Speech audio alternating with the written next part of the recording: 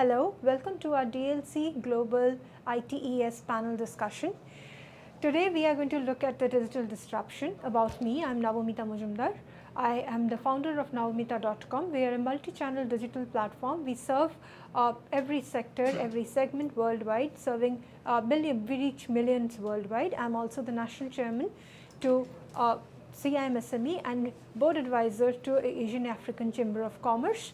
Here I am today with our esteemed panelists to discuss about the digital disruption in the business that has been happening.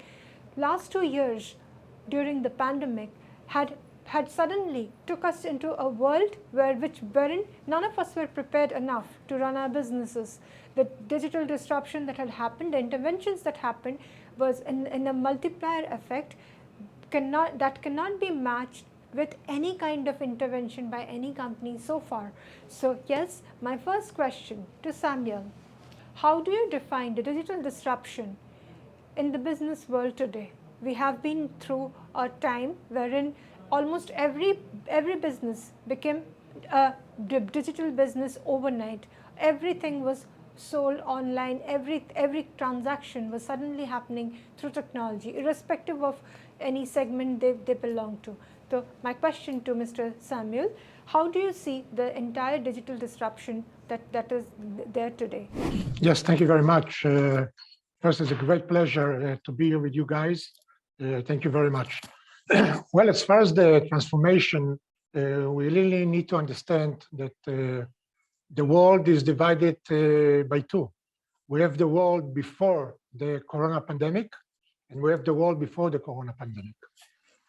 Eventually, before the corona, the digital transformation was applying on many sectors. We saw it mostly on the private sectors, but during the corona pandemic, we saw also major changes on the public sector and the government sector that adopt all the issue as far as digital transformation. And the base of what happened, we must say that I think that maybe 30 years of future development was condensed to maybe 6 months to a year.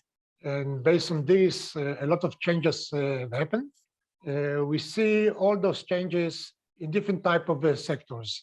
We saw all the behaving of the world as far as the workspace environment. We saw it as far as the activities. We saw it as far as all the services that was performed and applied for different industries, which eventually have changed it very dramatically. And this was very strong trigger for many industries to come and develop future digital transformation. And we saw that actually it can be done. You know, a lot of company was scared.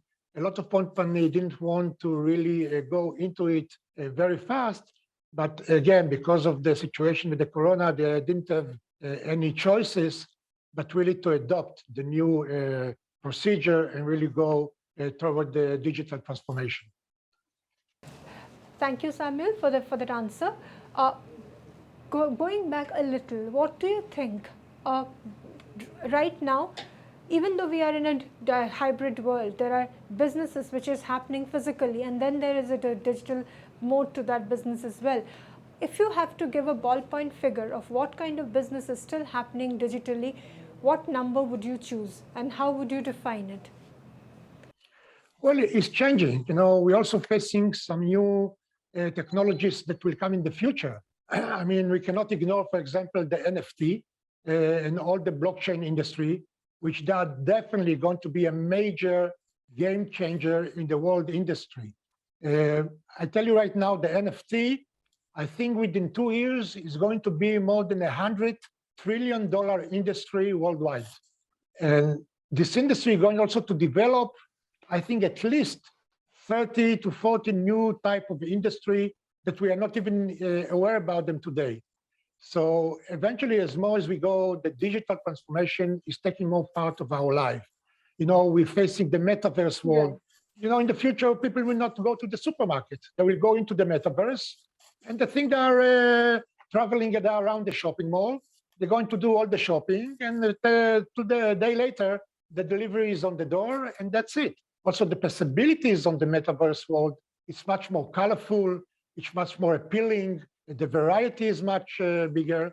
And we need to understand that the digital transformation actually changed the world from local business to international business.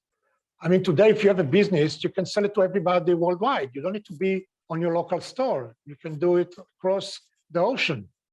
So there's many changes, and the transformation will happen very fast because also the ability when you're dealing as far as business, if you're dealing worldwide, your possibility to expand your business is much higher. Well, maybe in India, it's not the case because you are 1.3 billion, so it's different. But if we're talking about Israel and maybe other countries that may have a few millions, so eventually the international market is very important, and definitely the number and the percentage of businesses go into digital transformation is going to be very high. Thank you for mentioning about the government regulation in cybersecurity. I have to ask you this question. In case you were supposed to pick between Metaverse and Ethereum, which one do you think is going to become more successful in terms of business? Well, I think there's no doubt that all the issue of the Metaverse world and the NFT, they're going to be needed to be regulated and federal, observed, and operate. We cannot take the chance that any private company will hold the Metaverse world, because the Metaverse world can come and reach hundreds of billions of dollars or even trillions. And you cannot have the risk that you wake up tomorrow morning and you find out that the owner of the platform disappeared, or something happened, or he was accused of some illegal activity. It's too risky. So this is, by the way, we are now negotiating with the US Treasury and also with the European market to see if there will be any federal government that will take and maintain the metaverse world and the NFT world in order to give stability, confidence, and security for the investor, that they know that if they invest in the metaverse world or the NFT or any other digital world, so tomorrow morning when you wake up, you're not going to bother if this platform disappear or something happen. We see it for the last few months. We see a lot of crypto exchange that disappear. We see a lot of digital wallet platform that disappear. So it's definitely need to be government and federal regulated and operated. It cannot be on the private sector. In terms of Ethereum, in terms of metaverse, in terms of the digital being a necessary part of the business, any ballpoint figure that you would want to mention? Sure. Thank you for having me. I'm Piyush Chowhan. Just to give you a little introduction, I am the group CIO at Lulu Group, which is the largest retailer in the GCC region. And my passion has been working with digital, enabling enterprises do digital transformation. And that is what I have been doing for the last 25 years. I have worked in various geographies of US, UK, and India, and now in Middle East.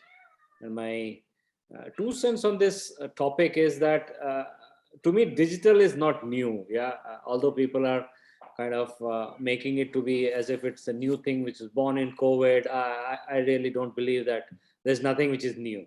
The only thing which is new is the pace of change. Yeah, the pace of change is something which is absolutely not seen pre-COVID times.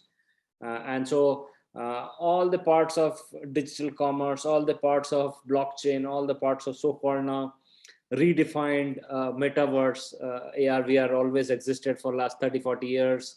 Blockchain existed for last 20 years, 20 plus years. So all it has done, COVID is brought this to the front of the boardroom. Yeah, the boardroom always believed that operational excellence would take them to the next level.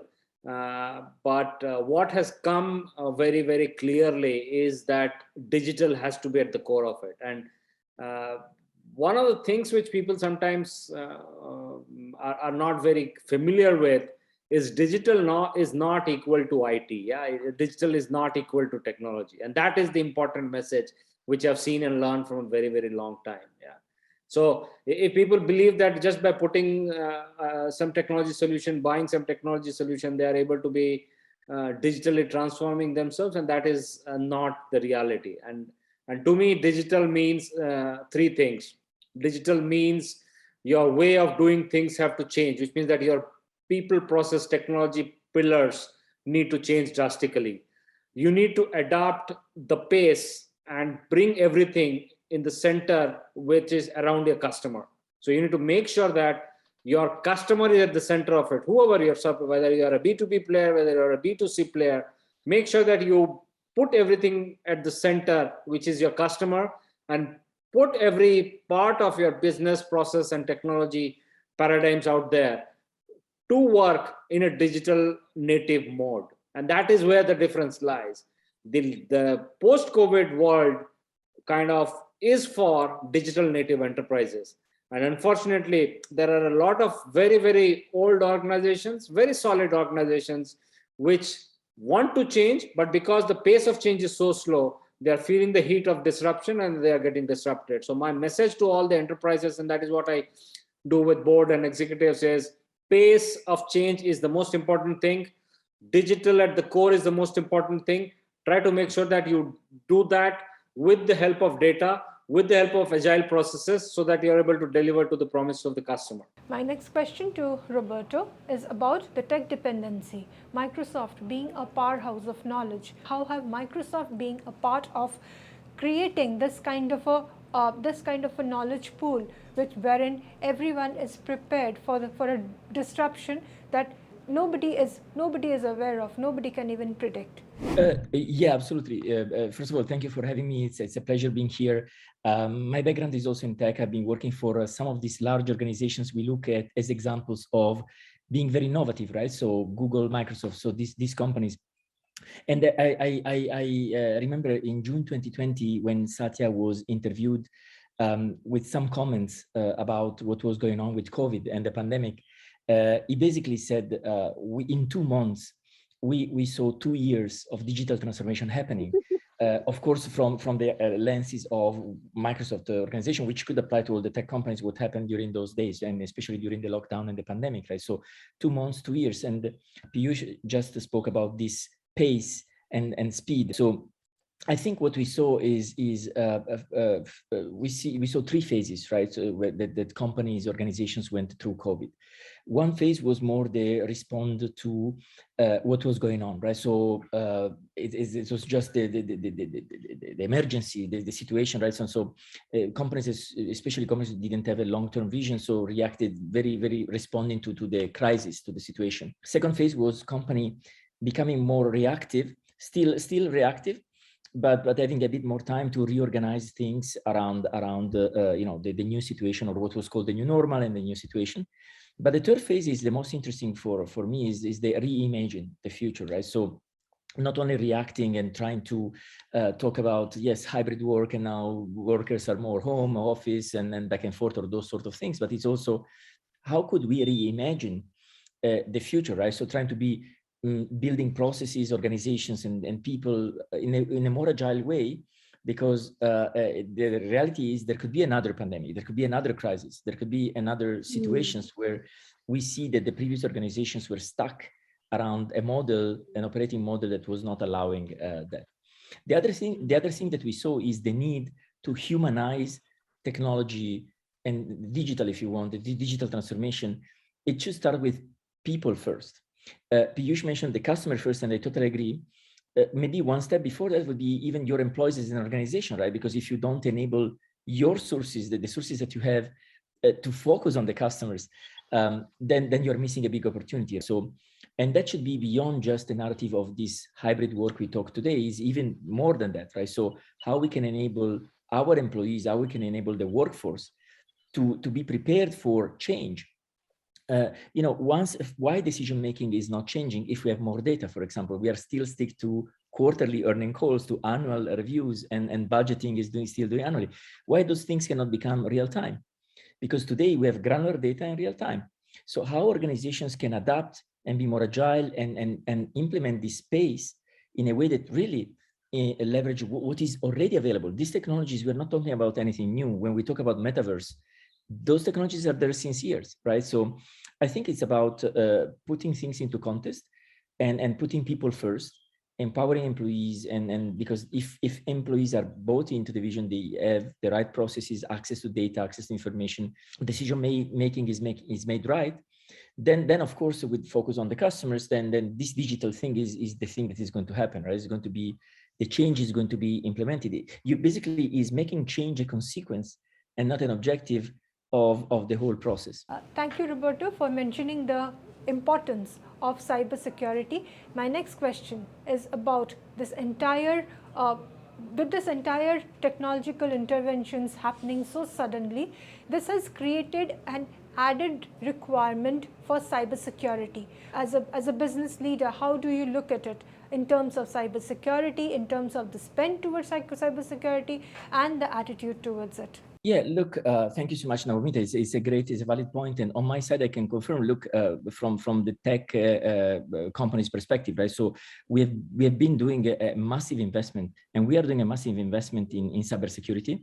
And you've seen the big techs doing big announcements, right? So whether it was in terms of hiring, in terms of even launching skilling initiatives, with partnering with universities or other institutions globally to have more talent that is skilled on cybersecurity. It's been massive what Microsoft, but not only, Google and other companies have been very active in this space, right? So whether through acquisitions of companies that, you know, invested and built new solutions around cybersecurity, we've been doing a number of those acquisitions in the recent months as Microsoft, but other tech companies did the same, right? So it's an area that definitely is emerging as way more critical for what you said. It's not just the people working remotely, but also is the fact that information is more available as well, and the attacks are now happening.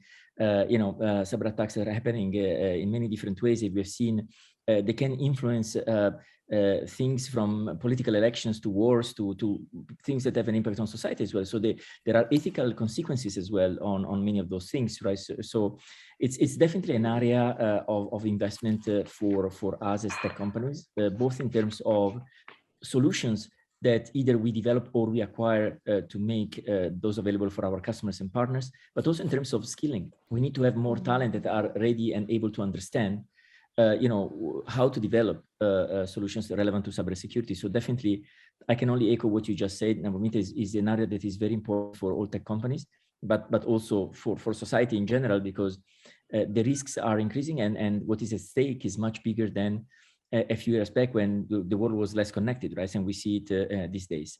So definitely it's an area where we are actively investing. Again, not in terms of developing solutions, but also in terms of enabling human capital, skilling talent and people to be able to have that capital available to develop solutions. I look forward to ask the same question to Piyush. How do you see cybersecurity? We being a media technology firm, we understand the importance of cybersecurity, but you're being a group which expands into multiple verticals. How do you see the importance of cybersecurity and the spend towards it? Sure, and I think, look, this is all, cybersecurity is equally and directly proportional to the amount of virtualization that we are having in the world today. Yeah, so threats are directly proportional to how much of virtual things that we are doing and touching. So there is virtual workforce, there is virtual data, there are virtual farms, there are virtual tokens, there are virtual currencies, and everything is becoming virtual, which means that the more virtual we go, the cybersecurity expenses, the cybersecurity importance is going to. So that's a no-brainer that cybersecurity as a spend of IT budget is going to increase. But one important thing here is that we are in this flux, and I think Mr. Samuel was alluding to things like crypto and things like that. I think we are in this phase in which people are experimenting things, in which everything is getting virtual, and people are assuming that this will be decentralized without any control and regulation, which I think is not going to be the case. Yeah, we saw GDPR coming in, and suddenly there is a huge wave of new ways of doing things which will come in, and I'm pretty sure when as we move along, the so-called NFT boom which is happening, the metaverse boom which is happening, the blockchain boom which is happening, virtualization of the workforce which is happening. All that has to be governed under some set of regulation, cross-border regulation, cross-country regulation, data protection regulation, and so on and so forth, which will bring and make the cyber security solutions much more robust, so that people are able to take much more kind of calculated moves rather than saying that let me move everything virtual. I don't know what will happen. All the cloud providers will only help me and save my data. That is not going to be the case, and that should not be the case. The enterprises will lose control. Just to give you some example, people are saying that by 2025, obviously this number would have been achieved by 2030. By 2025, enterprises in US will have about 60% of their data on the cloud. Yeah. If 60% of your control is lost to the cloud provider, you are talking serious business here, right? Which means that you are at the hands and the mercy of the cloud provider security as a solution. Yeah. So these things are evolving. These things are happening, and enterprises need to make sure that they, while they kind of go on this cloud transformation journey, virtualization journey, digital transformation journey, security has to be a very important pillar, and security should not be an afterthought. And that is what is very important in life, is people first do things and then say, how can I protect it? That's not the right way of doing it. Think security first, then build the solution, then build the transformation strategy. This brings us to the technological interventions that is actually helping the world move towards, or rather achieve, the global SDG goals as it has been defined. So Mr. Samuel, how do you define it, and how do you think these companies with their technology are helping achieve that kind of a goal that has already been identified by UN SDG? Well, as we know, as we heard here, that eventually the changes of the digital transformation is also accompanied by technological changes. So eventually, as more as we go, we also have very much changes on the technological issue on energy. We have technological issue on cybersecurity, and as more we are exposed to different type of activity, the action and the support of different technological businesses and trade are supporting those activities. There's definitely, beside of we see the changes, there are a lot involved in each other. So we see different many type of trade. As I said, if it's come from the energy sector, if it's coming from the data transformation information, the metaverse world, the NFT world, and so on. So eventually, it's become, as more as we go, there's major link between those industry, and eventually they will start to grow together. So as far as the impact of the digital transformation on the world climate and everything, it's a major issue. We see different technology that are coming into the tables on this part. We see about all the issue of renewable energy and how it's affected. We see a lot of systems today that are more electrical sufficient, and they know how to operate and really maintain the demand and the activity between the consumers. So eventually, every day that is go ahead and we are in progress, eventually there are going to be some major changes. And we also here in Israel, especially, we exposed for a lot of different type of technologies that are going hand by hand with the digital world and the energy world and the food security world. So eventually it's all are accompanied together. And we're definitely going to see some major changes with the next few years. How do you see startup in technology actually serving the technological, the global impacts of climatic changes and helping us achieve this SDG goals? So I think, look, I think this is where technology can be leveraged really for good, right? So take a food. I live in the UAE. We import 90% of food here. When a COVID happens and the supply chain is stressed, it's a big issue. Take climate change. You mentioned climate change, so many issues around that, and many other things, right? So I think it's important, to realize how technology can be leveraged to build solutions. But technology should become, in this sense, an underlying layer, almost invisible. So the focus should be in. It starts from the mindset. When we work with entrepreneurs, the focus is having entrepreneurs that fall in love with the problem. And we have a lot of problems in this space that affect us as human beings or the society. So there are opportunities there for entrepreneurs to focus on. Of course, they can leverage technology to build solution around that, but it should start also from what's the impact, right? So we talk a lot about unicorns, but in my opinion, the unicorns should become a consequence of, should not be the objective of an ecosystem to generate more unicorns. It's a consequence of doing certain things, right? So if we focus to enable more people, more entrepreneurs to understand how can we measure impact, investors as well, bring in investors and focus how they can focus on organizations, companies, startups, scale up, that of course should be profitable, definitely, but also sustainable.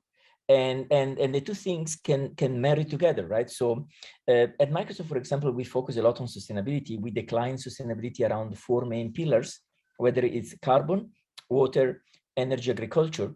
I would definitely add to this also the financial in this region, for example, financial inclusion, financial literacy, financial sustainability is also important. So there are those pillars, those areas where definitely technology can help to build solutions. But again, to me, it starts with the mindset and it starts with the focus, right? So the focus is more people, more entrepreneurs that are encouraged and are looking at the real problems they're facing. And technology is an enabler, as with everything else, as with digital transformation, as with change that has been implemented in organization, right? So should become most invisible. The other thing that we need to do better, I think, in the ecosystem is how we measure the impact, right? Because everybody is talking sometimes when we talk about sustainability or tech for good, most of the times or a lot of times, the conversation turns into more a CSR sort of thing, which is still okay, it's good, it's great, but it's not the real thing, right? So we need to take it out of that narrative and make it real, make it tangible. It's about building real solutions that can impact the life of millions of people, right? So that's where technology at its best can be used and can be leveraged for good. Take AI, for example. We do a lot of talks about AI. Every single startup win their pitches say we are powered by AI. But what's the responsible use of AI? What's the ethical use of AI, for example? Right. So you don't want your kids, for example, to be the product or the user of algorithms that are biased. Or that can screw them up in certain decisions because there is a lot of unconscious bias that are built into these algorithms, right? So, and this is just in the surface of how we develop these algorithms. So there is a lot of considerations there. So I believe there should be a lot of skilling education we can do, starting from youth, around what impact really is, what sustainability really is, because sustainability is a big title, right? It's a big umbrella, but we need to be more specific.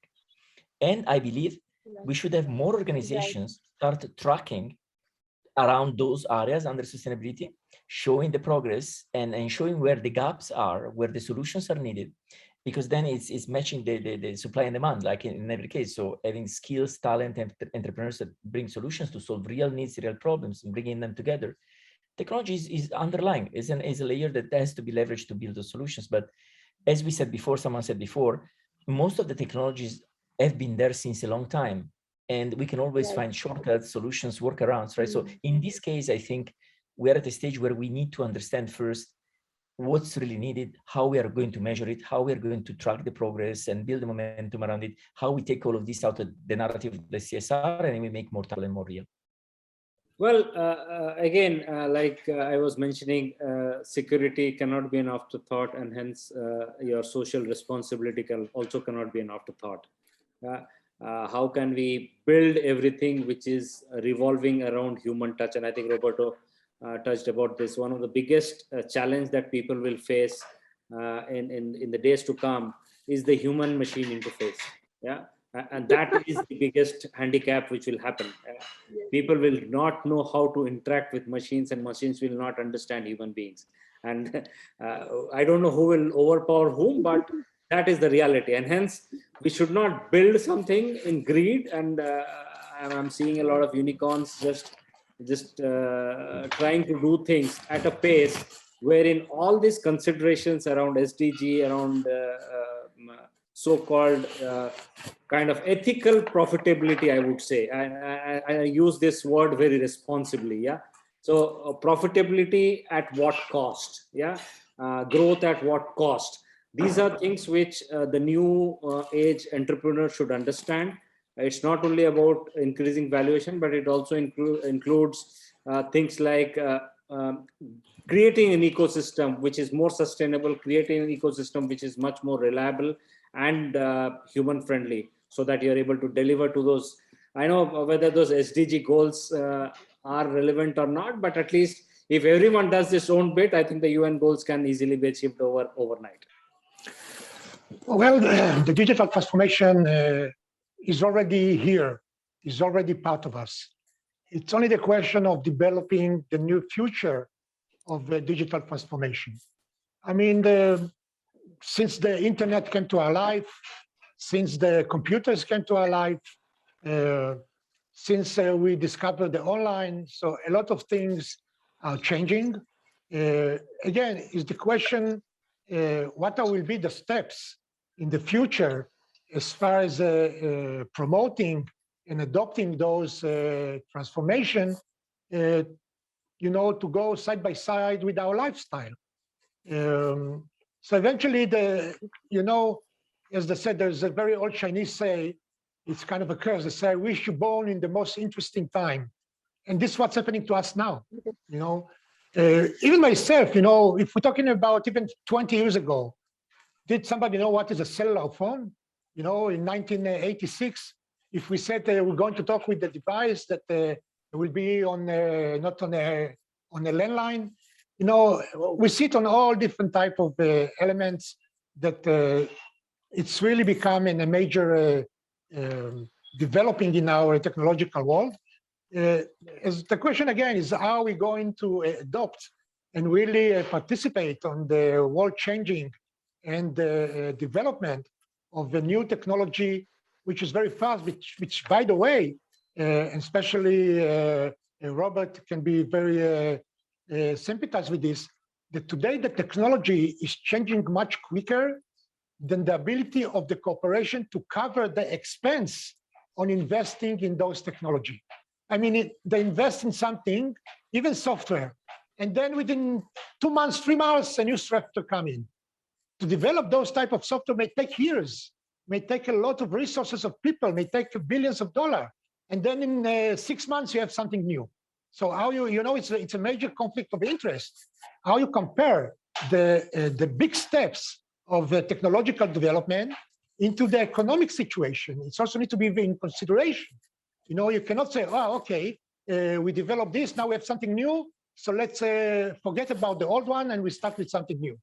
It doesn't work like this, because also those companies, they are live for profit, unless it's, let's say, the government going to say, let's create a special tax, we're going to call it a technological tax. And if Microsoft come today with a special program and tomorrow they will come with something new, the government will need to compensate the companies and say, here's money of what you invest as far as your labor time, and let's take the new things. And I tell you, if this will happen, every company will move ahead to come and make a new development. We saw it on the communication. It was the G3, it was the G4, it was the G5, it was the LTE. It didn't take more than a year and everything changed. Now they came with the G4, they spread all the nation with the cellular antennas with the G4. Now the G5 came, you need to take all the equipment down and going to put a new equipment for the G5. It can work like this. Yes. And this is a major holdup as far as the companies in the future to come and push that technology, because they don't want to do it, because they don't want to face losses. And this is the major enemy of the technological and the digital world today for future development. So eventually it will happen, but probably it will happen in their own steps. So we need, as we said, we need to see what the future will bring and the way it's going to work out. With that, we move to Roberto on the multiplier effect which is being created by technology, the kind of changes that we had seen. in the last probably 6 months or 8 months was not something we had seen in the last two years. So in such turbulent times, what do you think is the face of technology? How do you define it? Yeah, absolutely. Look, I endorse and I'm very much aligned with what Samuel just said. And I can only add to that even within the tech companies, the pace of development is that fast that even employees within tech companies cannot keep up with that pace, right? So imagine if the employees of the tech companies cannot keep up of the pace of what they are producing. Imagine the customers, imagine out there, right? So it's a real issue. The other issue that I think, and then I think it's very relevant and very related to this, is the skilling. Someone shared with me, I don't have it in front of me, but someone shared with me recently some numbers of how many freelancers we have globally and in certain regions, right? So how many more people are deciding to go freelance and not work in large organizations, on top of the trend we've seen, the grand resignation we hear from certain regions in the world, and coping this with the need that we have to new technologies are putting certain segments of the working population out of their job, with the need to reskill or upskill them, because it's important with the new generation coming in and tapping into these new jobs. So it's putting all together. I think the prediction is, I see that probably, and I might be completely wrong, but in the future we will have probably less of these big corporations and more micro or smaller medium companies interacting with each other, and people offering more freelance or services, or service companies that package freelances to provide services to other companies, leveraging sort of an API sort of economy, and also the need for education and skilling. In any case, nothing of this is happening in a vacuum, or there is a transition, and transition can be painful for a certain segment of population and could be opportunity for other segments. But we need to balance that, right? So we need to do more efforts when it comes to skilling, and provide ways to, the people that are at risk of losing their job, to give them the time and the opportunity to reskill, upskill, and be reintroduced to in certain other roles or in certain other part of the organization, or other skills, other type of jobs, with the new jobs that are coming, right? So it's a serious issue. And I think we need to do more collectively from different angles of the ecosystem, right? Including government, academia, corporate, private, public sector, to do more to be able to support people in this transition. I look forward to ask the same question to Piyush ji. How do you see the, in your words, as you just said, that unicorns should be a result and not just the only goal for making a step for starting up? How do you see startup and technology actually serving the technological, the global impacts of climatic changes and helping us achieve this SDG goals? Well, if I were to just summarize what will change, one of the data points that is there in front of us is that by 2030, 70% of the jobs which are there in the form today will not be there. Yeah, so that will change, which means that 70% of the workforce need to be reskilled. They need to be learning new skills, or doing things in a very different way. So that is something which is facing us. And that is not very far, yeah, we are just talking about 8 years from now. So that will change. And what are the skills which are important? If you don't have skills by which you can analyze a lot of data, you are no longer relevant in today's context. If you are not able to interact very efficiently with a human-machine interface as such, and you still rely on old schools of doing things, you are no longer relevant. So these are things which are facing the employees, which are there in the digital era. Organizations which are not agile will not remain. Let's face it. If you are not working in a very, very digital-centric, agile methodology and agile format, you will not be able to survive. So these are things which are very evident, and I hope that enterprises and employees and everybody embrace this digital and make a much better, sustainable, profitable, and ethical organization and ethical world. Thank you.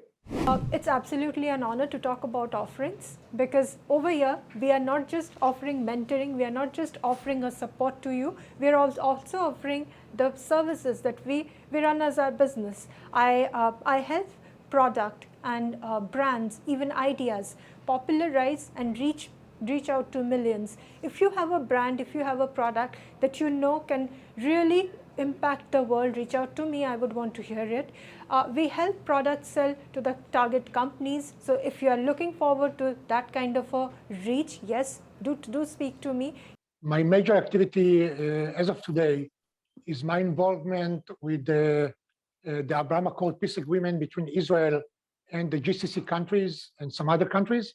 This is our major as far as technological development and implementing cooperation between Israel, GCC countries, and other world countries. One of the major issues as far as the developing of the financial world, as I mentioned, is the NFT, the metaverse world, which is it's tremendous amount of potential for the future business activities worldwide. Also, government should adopt it because it's going to generate tremendous amount of taxes and income for those government in an absolutely unbelievable scale. As far as my activity, I do start now to operate on the NFT world and the metaverse as a major issue. We try also to regulate it. Also, me is operating as the chairman of the World NFT Association. We try to bring and develop new regulation and to build a strong foundation for the NFT and the metaverse. So, and again, it's a very wide and very large scale of operation, and I definitely could do it. As far as my radio show is a radio show that's going to emphasize and build the bridges and connection between different companies worldwide, especially around the Abraham Accord, technological cooperation between different companies and entrepreneurs. Eventually, we're looking to really to develop those type of relationships between Israel and even India, China, Malaysia, Indonesia, and other countries. There's definitely a possibility for those type of cooperation. And we really look into really to bring and develop all those technological possibilities in three major issues. Education, which is the basic foundation for everything that we have discussed about it today. Education, education. And as we say, even within the 10 years, all the workforce need to get reassigned and re-educated because of all the new type of businesses. So education is very important. Food security, which is very important. And unfortunately, we see what's happening today in Sri Lanka when the country is completely bankrupt. And it's unbelievable that the country of 22 million people come to this situation. And again, it's because of lack of future development, of economic development with technology, with education, with all this, and this is the result. So those are the major issues that I'm involving in. And we really like to see people contact me and see how we can build really major cooperation. Because of my activity, I really have a major activities with the leaders and government leaders in the GCC and some other countries worldwide. And definitely, as we say, is not what you know, is who you know.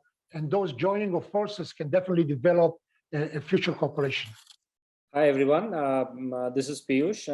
As a startup enthusiast, what I believe is that the way of doing business is going to change in the future. And one of the things that I have been doing in the past 5-7 years is to give back to the startup ecosystem by working with them, to help them create a better world. And that is one of the things that I do. So any entrepreneurs who would want to reach out to me on their enterprise strategy, on their go-to-market strategy, product market fit, and so on and so forth, I'm more than happy to be a mentor and a guide. I do that for multiple startups across the globe.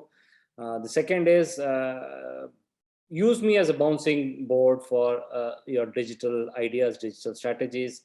I'm more than happy to kind of validate some of the thought processes which are there, because I've seen change and transformation from each and every nook and corner of enterprises across the world. So more than happy to help you guys.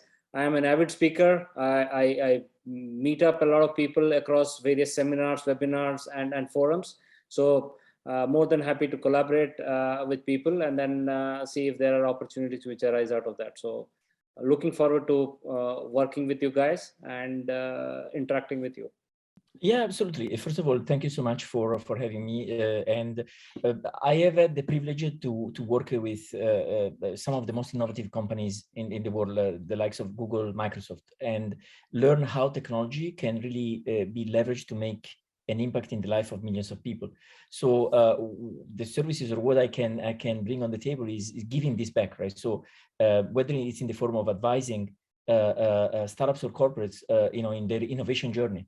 So how to be really innovative, what innovation really means, but also how to have an innovation strategy, how to build a system around innovation, or how to build a culture around innovation, which sometimes is the real big gap and issue that some organizations have, right? So in terms of advisory, I'm very happy to support organizations. It could be corporates, large organizations to set that up. As I'm involved in the startup ecosystem as part of my core job as well, helping and advising startups as well, especially in their go-to-market and how they can grow and scale their business is also important, and it's something I can help with. And the core area, the area I'm very passionate about is education. So as well, setting up or enabling organizations or institutions to think about education in a different way, right? So I think the whole education system is broken. So looking at it differently and enabling people to really look at education from a different lenses and leverage education in a different way I think is what we need.